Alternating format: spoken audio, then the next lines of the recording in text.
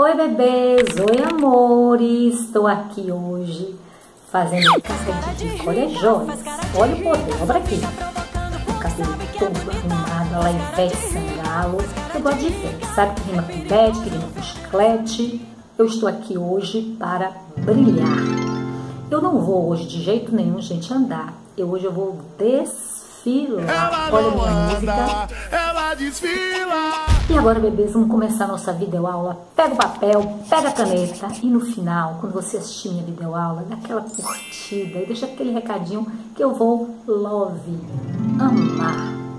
Amores, o assunto que a gente vai começar a trabalhar agora é um assunto um pouco complexo, a nível de informações, de nomes.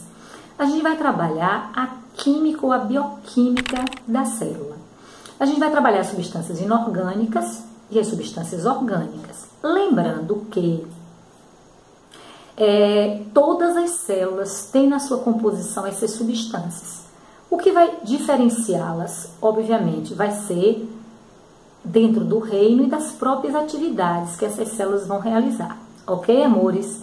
Então, a gente vai começar trabalhando com as substâncias inorgânicas, que são água e sais minerais. Ok, bebês?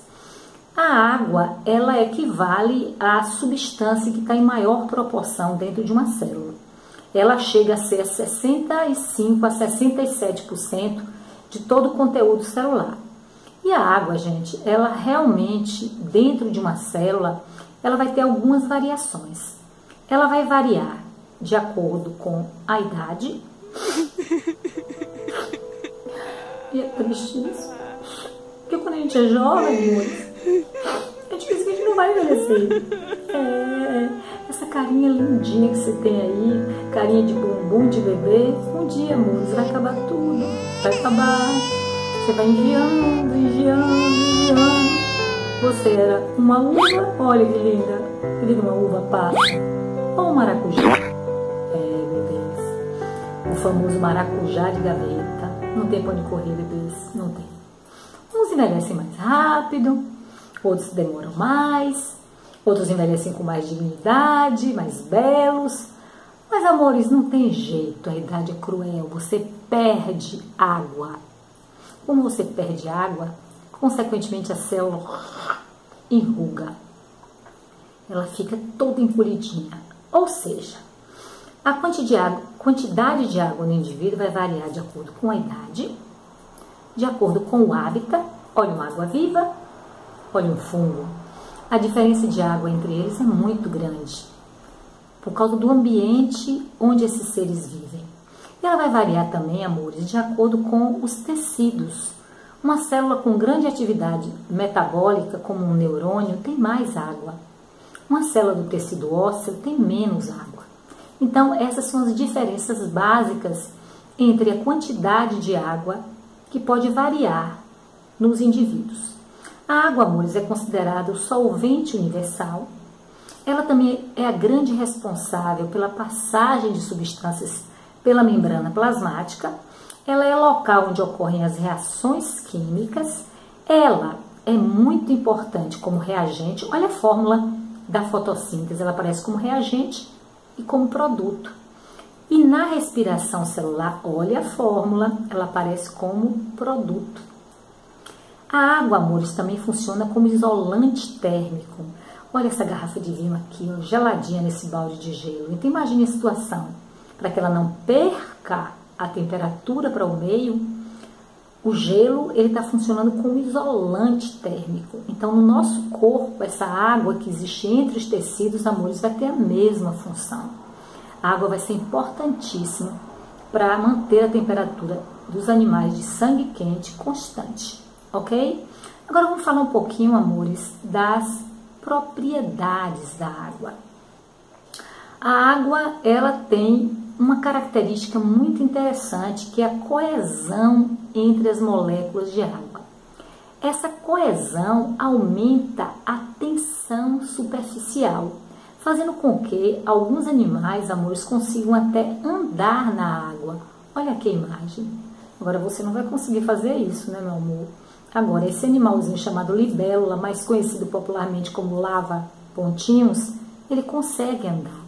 Outra característica importante também, amores, é a adesão dessa molécula de água. Essa adesão vai ser importantíssima para que os animais tenham essas moléculas de água no corpo com aspecto peculiar. Outra coisa importante, que também é propriedade da molécula de água, o fato dela ter a capacidade, amores, de variar os graus. Ela pode ser encontrada no estado líquido ou no estado sólido. Esse aspecto vem da adesão das moléculas de água. A água também é uma molécula polar. A estrutura dela, gente, não é linear, é espacial e ela é unida por ligações de hidrogênio. Isso é importantíssimo que você saiba. Ok, bebês? Ok, amores? Vamos passar agora, bebês, para os íons. Essa tabelinha aqui, amores, ela fala dos principais íons.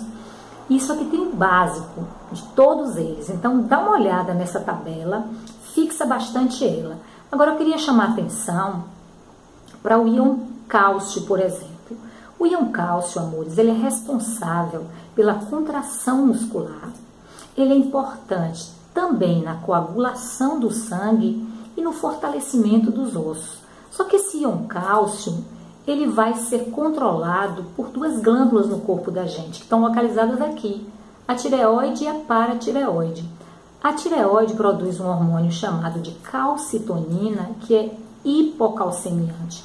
Diminui o cálcio no sangue, leva para os ossos.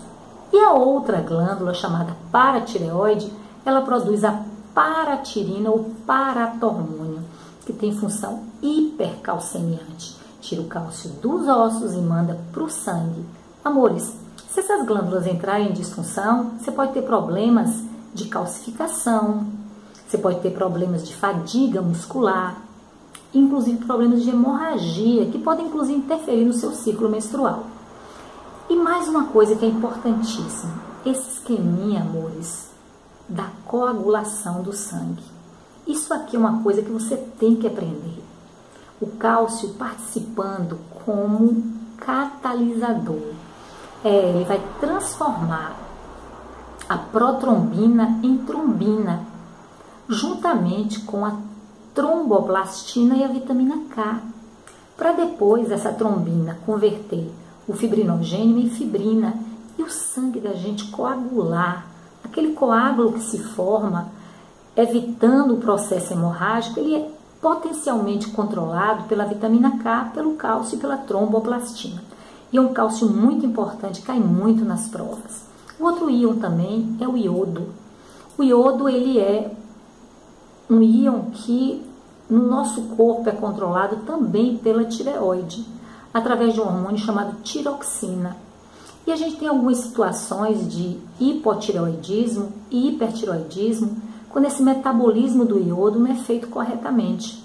O iodo vai ser importante para que a gente tenha essas reações no corpo controladas. Se você tiver hipotireoidismo, você pode ter o bócio, você pode ter na infância cretinismo e nanismo, você pode também aumentar muito de peso, amores, e ter muita sonolência. Isso é aspecto de hipotireoidismo. Ok, amores? Hipertireoidismo, amores, é diferente. Você pode aumentar o tamanho do olho, olha a imagem. Você pode ter muita insônia, perder muito peso e você também pode ter estresse emocional, tremores, sudorese. Então, isso são características, amores, do hipertireoidismo. Então, esse iodo ele vai ser fundamental, o controle dele, para que a gente tenha uma homeostasia com relação a uma série de processos que ocorrem no corpo da gente. Outro íon importante é o íon ferro. Associa-se a molécula de hemoglobina dentro das hemácias para transporte de gases. A oxihemoglobina, que é o transporte do oxigênio feito pela molécula de hemoglobina, e nela está o íon ferro. E a carbohemoglobina, que é o transporte do CO2 pela hemoglobina, e a carboxihemoglobina.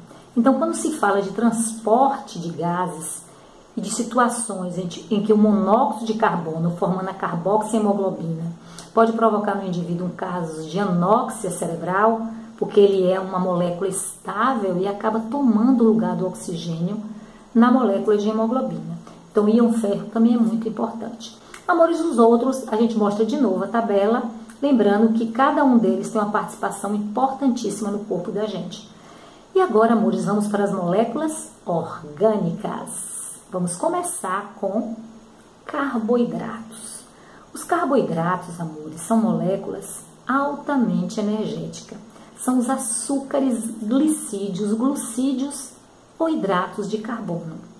Essas moléculas macro, que são os polissacarídeos, elas são formadas a partir de moléculas pequenas de açúcar, que são os monossacarídeos.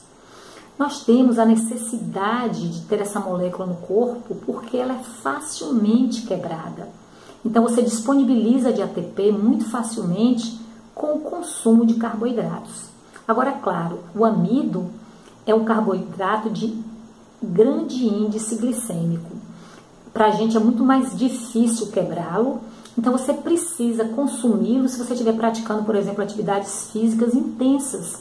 Você pode comer uma batata doce, um aipim, certo? Agora, os açúcares de índice glicêmico mais baixo, eles são encontrados nas frutas.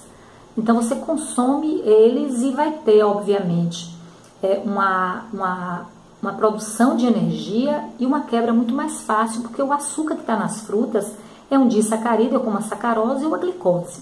Ok, amores? Então, vamos falar primeiro dos polissacarídeos. A gente tem o amido, que é um açúcar que a gente encontra como reserva nutritiva dos vegetais, está aqui presente no caule ou presente nas raízes. Ele também pode ser reserva nutritiva de algas protistas. O glicogênio, amores, é a nossa reserva nutritiva e também é reserva nutritiva dos fungos. E existe uma fisiologia desse glicogênio no corpo da gente que é interessante a gente ressaltar. Quando a gente está com hipoglicemia, o glicogênio que está imobilizado no fígado, ele precisa voltar para o sangue. Aí a glândula pâncreas libera um hormônio chamado glucagon. O glucagon vai fazer com que esse glicogênio seja estimulado a ser transformado em glicose para sair do fígado e ir para o sangue e entrar nas células para fazer a respiração celular e resolver nosso problema de hipoglicemia. Quando acontece o inverso, quando você está com excesso de açúcar no sangue, outro hormônio chamado insulina, ele vai ser liberado para que o açúcar em excesso, ou que sobrou no sangue, ele vá para o fígado e lá seja convertido em glicogênio. A ideia desse açúcar, amores, é que ele vá para as células para realizar respiração celular. Sobrou, o fígado estoca, para que você tenha sempre uma quantidade de carboidrato disponível para uma emergência, problemas de hipoglicemia. Ok, bebês? Outro polissacarídeo importantíssimo é a quitina. A quitina está presente na parede celular dos fungos, olha a imagem, e também está presente no exoesqueleto dos artrópodes. Você pisa naquela barata, amor, que ela faz creque, creque, creque, aquilo ali é quitina que enrijeceu o exoesqueleto. Você vai na praia também comer um caranguejinho, comer um gaiamu, comer um siri, e você quebra aquela casquinha, quitina, exoesqueleto dos artrópodes. Rigidez, resistência. E o último açúcar é a celulose, que ele está presente, amores, nos vegetais e nas algas protistas também. Ele está presente na parede celular, tem função estrutural. E ele faz parte da composição das nossas fezes, porque nós não digerimos a celulose. Certo, bebês? Disacarídeos ou oligosacarídeos. A gente tem a lactose, a sacarose e a maltose. São os 3 disacarídeos que existem. Esses 3 disacarídeos, amores, estão presentes. A lactose no açúcar do leite, que é o único açúcar de origem animal. A falta da enzima lactase, que acontece em crianças recém-nascidas ou em adultos às vezes por situações de doenças autoimunes, a doença chama-se galactosemia. É quando você não produz a enzima que quebra o açúcar do leite para ser convertido em glicose e galactose. Aí você desenvolve a rejeição à lactose, que é exatamente a doença chamada de galactosemia. Nos bebês existe a substituição desse leite por um leite que não tenha esse açúcar, e nos adultos também. Hoje é muito comum as pessoas desenvolverem a galactosemia. A maltose e a sacarose são encontradas nos vegetais, e os três, ao serem quebrados, vão se transformar em monossacarídeos. Então vamos ver as três reações: sacarose, a enzima sacarase, glicose mais frutose. A maltose, a enzima maltase, glicose mais glicose. E a lactose, lactase, glicose mais galactose. Certo, amores? De carboidratos aí, amores, isso é o mais importante. Lembrando que é o açúcar mais fácil de ser quebrado. Os hidrogênios, carbono e oxigênio que formam esse açúcar, eles são unidos por ligações glicosídicas. Ok, bebês? Agora vamos partir, amores, para os lipídios. Os lipídios são moléculas orgânicas que têm várias funções no corpo da gente. Ao contrário do que às vezes se pensa, nem todo lipídio é gordura. Agora, toda gordura é lipídio. Então, existem vários tipos de lipídios: os cerídeos, os esteroides, os carotenoides, os glicerídeos ou triglicerídeos e os fosfolipídios. Ok, bebês? Ok? Vamos começar, amor, falando dos carotenoides, que são lipídios que também são fontes de vitamina A e são encontrados nos vegetais folhosos, como rúcula, alface, e nos vegetais coloridos, que é o caso da cenoura, da beterraba, da abóbora. O beta-caroteno é uma substância importantíssima, amores, para a visão e para a pele. Você quer ficar com aquele bronzeado lindo, maravilhoso? Na minha época, amores, vou contar um segredo para vocês horrível. A gente pegava óleo Johnson, batia no liquidificador com cenoura e beterraba, fazia aquela emulsão, passava na pele, se acabando naquele sol. Depois pegava aquela insolação terrível, mas também ficava com um bronzeado bonito alguns dias. Hoje a gente não precisa mais disso, né, amores? Então, esse beta-caroteno é bom para a pele e para a visão. A carência do beta-caroteno, dos carotenoides, vai provocar problemas de visão, cegueira noturna, a imagem, a xeroftalmia e para a pele, bebês, a xerodermia. Então, quem não consumir os beta-carotenos terá problema de visão e problemas de pele. Ok, bebês? Agora vamos para os cerídeos, que são as ceras. Essas ceras, elas podem ser encontradas nos animais, na colmeia das abelhas, também no nosso pavilhão auditivo, mas elas caem mais, amores, quando se fala dos cerídeos nos vegetais, porque a função das ceras é a impermeabilização. Então, ela impede a perda excessiva de água desses vegetais para o meio. Obviamente que em plantas xeróficas, os cerídeos aparecem em maior quantidade. Existe a cutina, que faz parte da epiderme, principalmente das folhas, que juntamente com os estômatos controla a transpiração dos vegetais. Existe a suberina, que está presente na suber, que é um tecido de revestimento que é encontrado nos vegetais adultos, com a mesma função, permeabilização. E a lignina, que é encontrada nos tecidos de sustentação dos vegetais como esclerênquima. Bebês, continuando, agora vamos falar dos fosfolipídios. Os fosfolipídios, eles têm função estrutural, fazem parte da composição. Olha o mosaico fluido aqui. Todas as membranas plasmáticas, membrana nuclear, membrana de organelas, todas têm na composição, amores, fosfolipídios.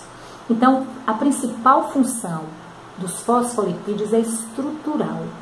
E a outra função, amor, é quando eles aparecem nos neurônios, que a função é fazer parte da composição da bainha de mielina, um fosfolipídio chamado de esfingomielina.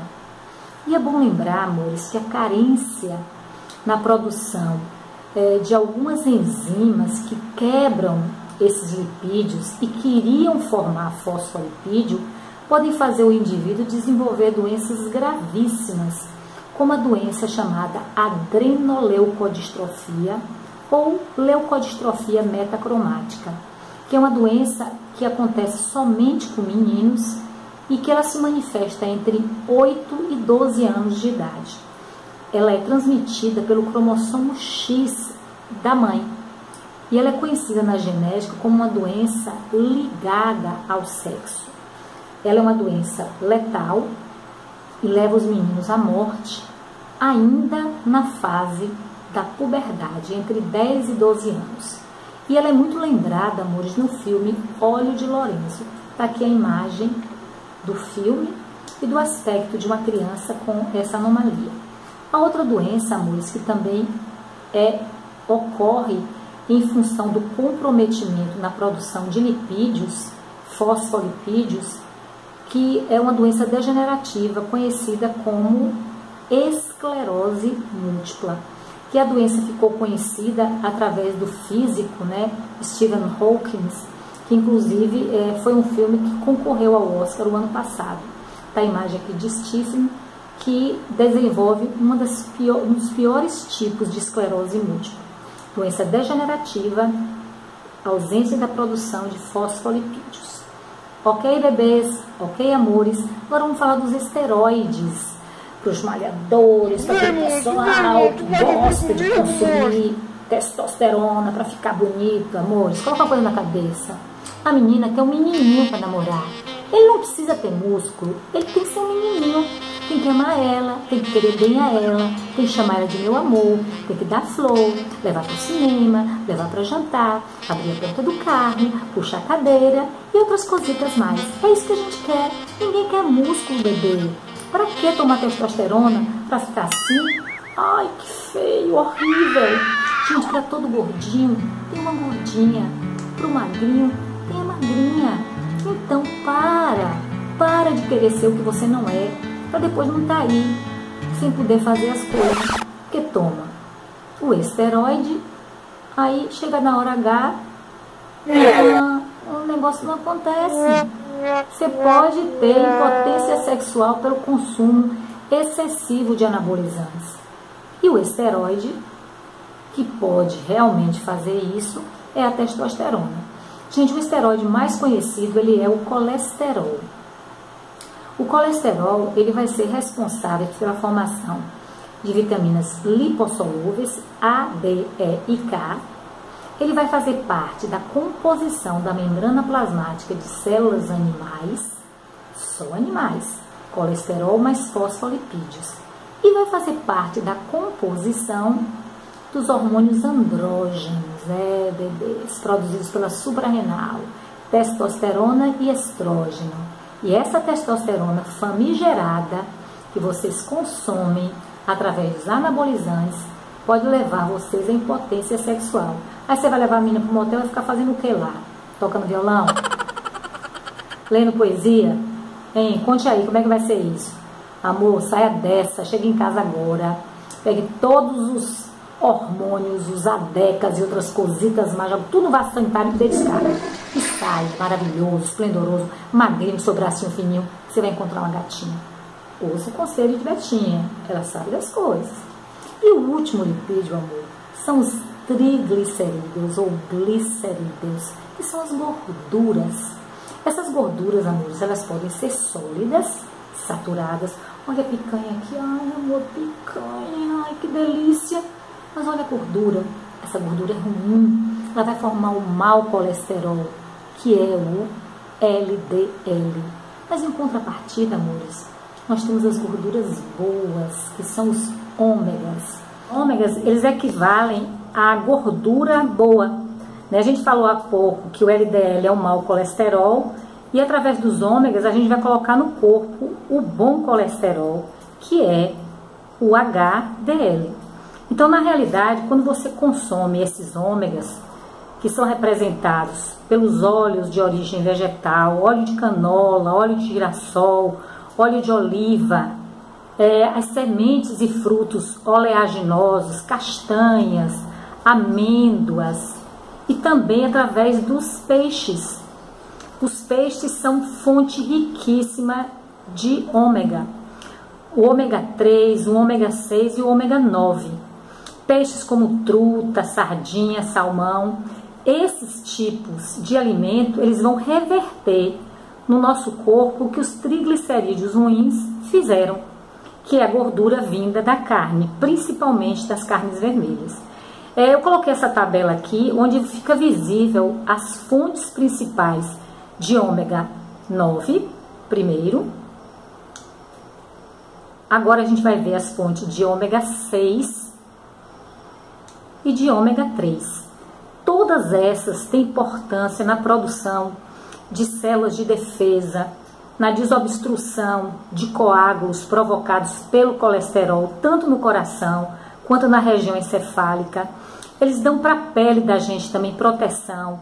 Então são alimentos que, além de serem importantíssimos para desfazer o que o mau colesterol fez, eles também vão ser importantes na produção e na estimulação de uma série de substâncias no nosso corpo.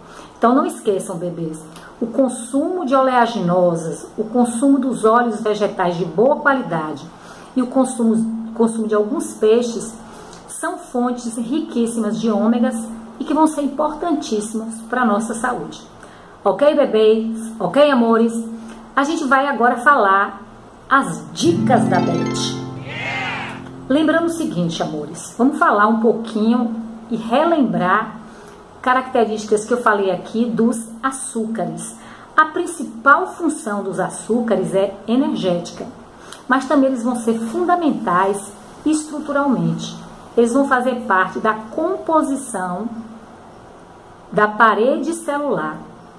Eles vão ser importantíssimos na produção, obviamente, da quitina, que é parede celular dos vegetais e das algas protistas, e a quitina, que está presente também na parede celular dos fungos. A nossa reserva nutritiva, não esqueçam, é o glicogênio. É uma fonte constantemente utilizada por nós quando nós temos casos de hipoglicemia. E não esquecer que a glândula pâncreas, ela vai ter uma participação enorme na liberação dessa substância do glicogênio, que vai voltar a ser glicose e vai para o sangue, do sangue vai para as células. Então não esqueçam, amores, a insulina e o glucagon são importantíssimos para reverter esse quadro de transformação da nossa reserva nutritiva. E para finalizar, bebês, a última dica é com relação aos lipídios, principalmente os lipídios que fazem parte da composição de todas as membranas plasmáticas, que é o fosfolipídio. E lembrando que só nós temos como lipídio colesterol na membrana plasmática, só os animais. Então, nós animais temos fosfolipídio e colesterol na composição das nossas membranas plasmáticas. Ok, bebês? E lembrem também de dar uma revisada nos íons. O íon cálcio participa da coagulação do sangue, participa da contração muscular, é importantíssimo para o fortalecimento dos ossos. E pessoas hemofílicas, elas acabam não produzindo a fibrina por conta da ausência de um gene chamado fator 8. Amores, na nossa próxima videoaula nós vamos falar de proteínas e de vitaminas. Ok, bebês? Ok, amores? Então, não esqueçam, você é o que você come, seus cabelos, sua pele, o seu bem-estar, sua homeostasia, ela vai ser diretamente influenciada pela presença de bons alimentos no seu dia a dia. Certo, bebês? Eu vou aqui me despedindo, desejando que vocês tenham aprendido bastante e que vocês possam, a partir dessas informações, fazerem uma boa prova e memorizarem de fato esse conteúdo. Tchau, bebês! Tchau, amores!